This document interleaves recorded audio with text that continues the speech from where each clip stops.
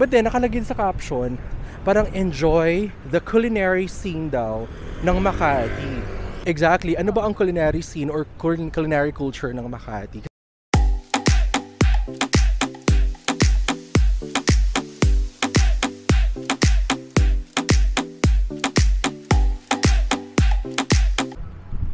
Oh my God. Tawid. Let's cross. And hi everyone! Hi everyone! Charet. So welcome to my improv life. Charet. Kasama ko si Ivan, friend ko. Hello. And so ito yung kasama ko, kalad ka rin every time umaalis. So kami ay nasa Makati. Galing kaming Greenbelt. But ang pupuntahan namin ay, nakita ko kasing post ng Make It Makati on Instagram, nakalagay doon, Makati Food Festival daw dito sa Legazpi Active Park. And noong una hindi ko pinansin kasi parang ay nako, isa to sa mga parang food caravans na naman o food festivals nila, just like yung sa Paseo de Rojas. But then nakalagay sa caption, parang enjoy the culinary scene daw ng Makati. So ano yung culinary scene? Ano tanong mo? Ano ang culinary scene ng Makati? Exactly. Ano ba ang culinary scene or culinary culture ng Makati? Kasi 'di ba, whenever you go to say Bulacan or like Malabon or kahit like Pampanga ganyan, parang meron kang parang top of mind talaga na food or delicacy nila, 'di ba? And wherever you go in any of the provinces in the Philippines, meron talagang gano'n. Even dito di ba? Malabon, Navotas, alam mo may parang sort of staple delicacy sila or food, di ba? Pero Makati, parang nga ba talaga? Char, makareact talaga. McDonald's daw, di ba? So tignan natin kung ano nga ba talaga ang common among these food establishments or parang food stalls dito sa Makati Food Festival. Kasi parang, di ba, hindi ka naman pwedeng maglagay lang ng caption dyan na parang enjoy the Makati's culinary scene. Ano ba ibig sabihin nun, di ba? So, join us in this adventure. Kasi nakakurious talaga ako, ano ba ibig sabihin nung culinary scene or Makati's culinary scene. So, eto siya, pakita lang natin. So, tatawid lang kami ng park. Ito yung Washington Seasip Park, everyone. And I think dun kami sa may mga tarp. Dito na tayo tatawid. Yeah. Sa pedestrian na ito. Tara. Oh my God, I'm so sorry. Anyway, so itong park na to, sobrang sawang-sawa na kami dyan. Lagi na kaming pumupunta talaga dyan. Very desensitized na. That's the word. Anyway, so this is how we do leisure on a weekend. Dapat Sunday kami magkikita pero na-push na, natuloy talaga. Dapat uwi na siya ng Cavite but here we are. So siguro it's a way to enjoy Makati again kasi medyo kami, sabi mo nga 'di ba parang desensitized na tayo sa Makati sabi nga ni Van. Handaan muna kami ng park para ma-feel natin ang nature. Charet. Ayun, so ito na yung pa-festival na sa kabila, may mga pabanderitas na. And so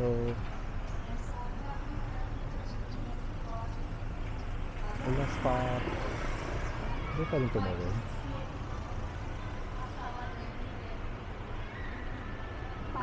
And so ito yung Legazpi Active Park. That's Vanessa. Charet. Ito yung Washington Seasip Park. May park pa rin naman naiiwan dito sa Metro Manila, no? Let's not lose hope. Charet. Ayan, tawid na tayo. Ay, hala, dapat kanina pa tayo tumawid. Bakit parang mali?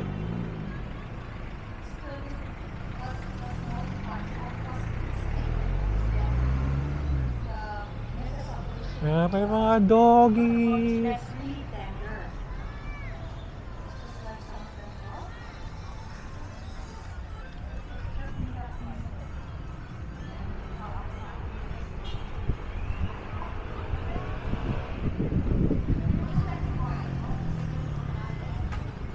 Ayan dayo.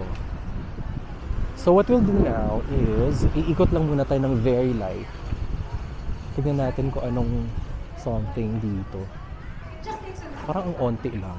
Ito na yun. Chat. Sumiapit sila ito. So, OnlyFans na kayo sa Pobla.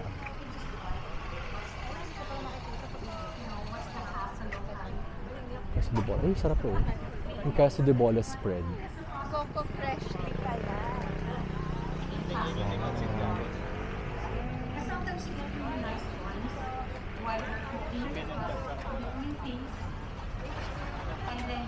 Ano yan? Candy Emilia. Puto bumbong, bibingka. Sige, balik po kami. Lemon blends. Ito. Skewers hot dog. At yung nakita ko yung Araro Carabao ice cream. Yun yung tikman natin. Kasi Carabao. So, but I suggest that if you're doing a lot, you have to have a lot of Sorry. time, or you have a lot of hands. You don't really have to not stop stirring it. It's okay to stop every now and then. But someone has to look at it, okay, once in a while, because especially Ayan, may mga paeme dito. with people who don't cook and who are helping you, they may not know if it's already burning until it's burnt. So it's good to have someone supervising. So it just bubbles this way, and My then you know that gasol. it's done when it rises to the top. Okay, sumusulbot na siya. Okay, so yeah, that's why it's called pasulbot. So yeah, that's gonna take a bit. I actually to rise up from sulpot to sumulbot. Okay. So at least you have a sense of how the texture and the consistency of the sauce tastes like. How do you know when it's okay?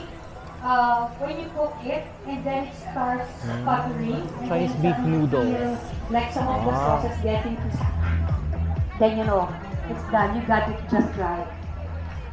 Does it preserve well? Maybe it's good for a day or two, but the dough gets harder when you put it in the ref.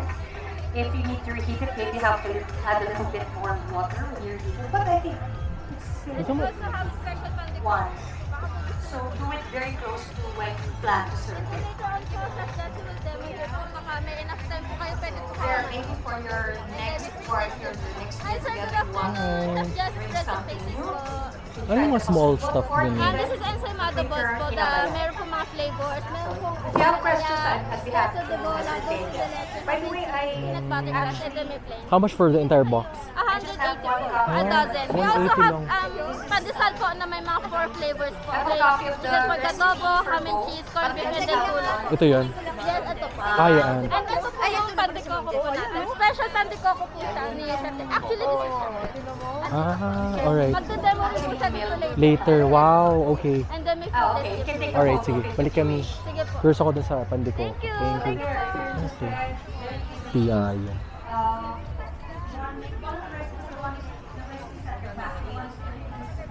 Sugbahan.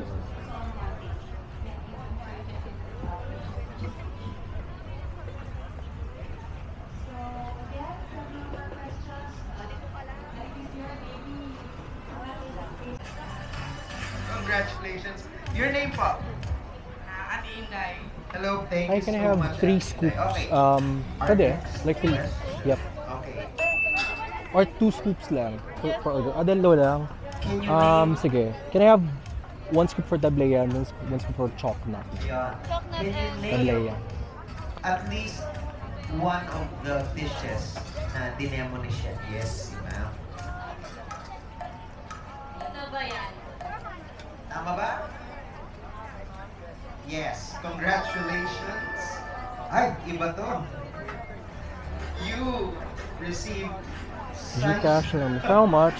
Sunshine Pinoy Carbonara Pasta. Thank you so much. Okay. Okay. Na-name na yung unang dish. Okay. Yes. Okay. Pasulbot. Very Food good. Thank you wonder. so much. At ayan, test na natin ang ice cream. Charot. Tagahawak talaga ng camera si Vanessa. Charot. That's the yun yung advantage pag may kasama ka. Ebe.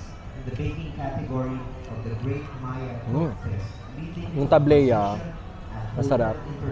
Lasang-lasa yung tablets. Parang mas dense yung lasa nung pag Carabao. This is Carabao milk or Carabao ice cream, iba-ibang flavors lang. Ang nagustuhan ko talaga itong chocolate din. Masarap yung chocolate. There. Ikaw naman, Val. Mag-taste test ka rin. Ano yung isa? Ang isa ay chocolate and then tableya naman yung isa. Chocnut? Chocnut yung white? Yes. So please stick around para sa ating Lasang-lasa yung chocnut. Diba? Hindi tinipid. Yes. And then, Tableya. as always, please do enjoy our yeah, hindi tinipid nga sa flavor. So, yun yung good thing for them. Oo. our merchants for So far parang itong ice cream masarap naman. But I think yun yung yun yung culinary scene ng Makati. I think it's more of ano ba? May specialty ba ang Makati? Wala naman. Langaw sa pork. Langaw sa park. Medyo malangaw lang dito.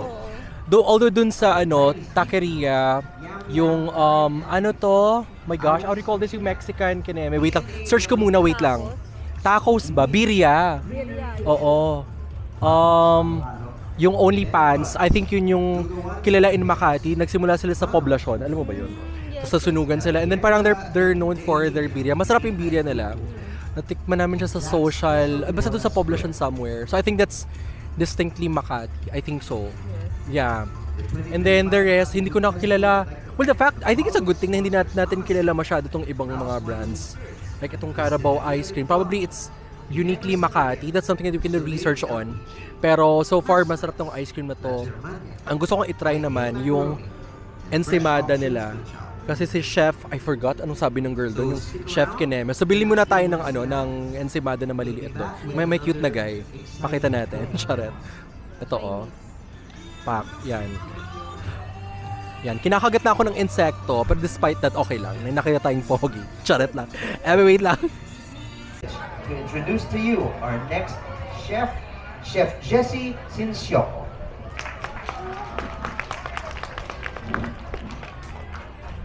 Hi! Magandang hapon po. Mainit? Mainit?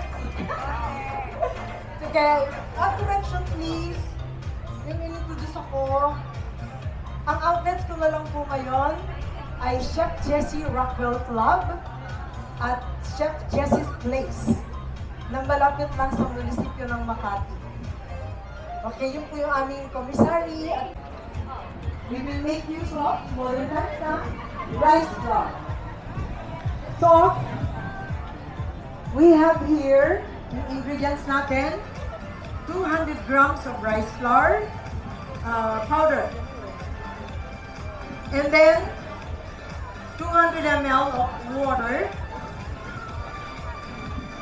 Yun lang yung kailangan natin sa mixture ng galapong.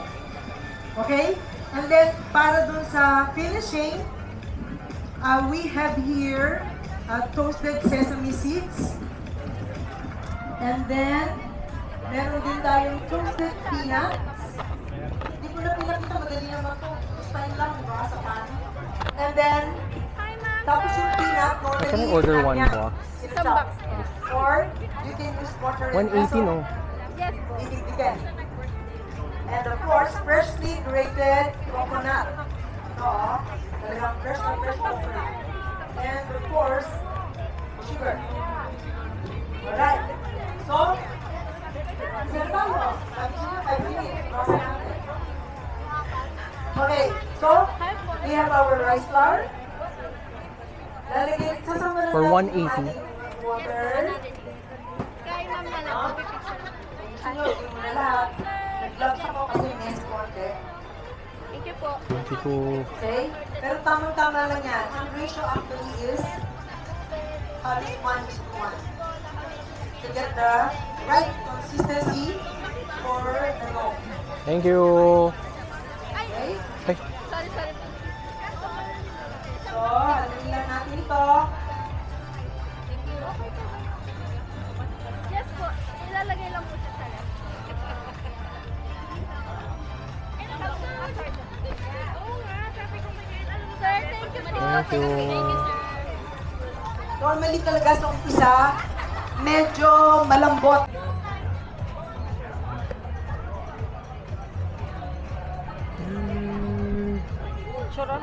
May iba pa siya ng flavors.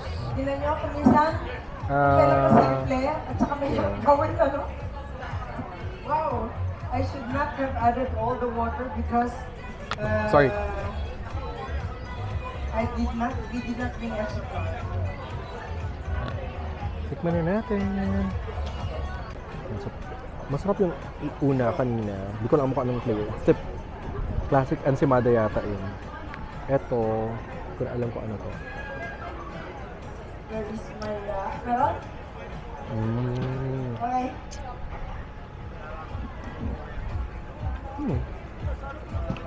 Ito naman yung, I think caramel. Hindi ko alam eh. Okay, so, kasi di ba when Parang you work with flour, dulce de leche. talagang, basta may caramel it's a siya. little tricky. Yung rule na, if you are using yung new Tignan mo. flour, Ito. Malaman siya sa loob. talagang you need lesser water. Ako na-curious ako dito sa isa. Pag naman with the flour, you're So these using are it all, mini you ensaymadas need more water. by Chef Jess. Okay.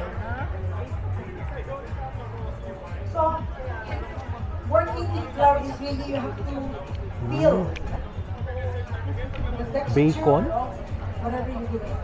Okay. So, yan na, pwede na Sarap. to. Okay? Okay naman. Masaya ka naman, te. Okay. Yes. Pag yung mixture ninyo, So tapos na kami sa aming food adventure dito sa Makati Food Festival. Charot. Ano? Okay, in terms of experience, na-challenge lang ako. Medyo sensitive yung balat. Balat mayaman. Din mo ako mayaman. Pero medyo nilangaw lang yung mga legs natin ganyan. Oo, siguro summer na kasi kaya medyo na-challenge ako na. Tapos may mga insekto nung umupo kami dun sa sa bench. Hindi talaga eh. Part ng experience pero hindi talaga. Yeah. So medyo nag-expect lang ako ng marami sigurong nasaktan ako. Medyo maraming food or something interesting. Siguro interesting dun sa binili namin. Although yung iba kasi parang mga bibingka, puto bumbong, yung OnlyFans na takiri, nakatikman ko na yon. The rest parang mga sugba-sugba, mga tusok-tusok, parang street food kineme, ganyan. Ito, yung nagustuhan ko dun yung Carabao na ice cream, no? Yung chocolate at yung tablea flavors. Parang kind of works, pero siya, parang yung flavor na ma-salty, no? Ganun ba yun pag Carabao milk, ang ice cream? I don't know. Pero masarap siya. Yung yung ensaymada naman by Chef Jessie daw. Kasi nag-demo 'di ba? Nag-demo ng pagluto ng palitaw. Parang I was kind of expecting more. Kasi nga from Rockwell Club, ganyan. Hello, I'm so sorry. Binash na namin. Parang hindi ko na, basta nothing special. Ikaw ba? Nagustuhan mo ba? Yung totoo? Normal lang actually. Yung parang ensaymada na bibili sa tabi. Sorry Oo. Parang for 180 for a dozen. Pwede na. Pwede na. Yeah. Hindi naman siya like... Na may pangalan. Oo. Siguro dapat ang binili lang natin yung pandesal with flavors. Ganyan. Or yung parang pandikoko. Anyway, but the rest, parang masyado lang maliit. Baka first time tong nagkaroon ng Makati Food Festival, no?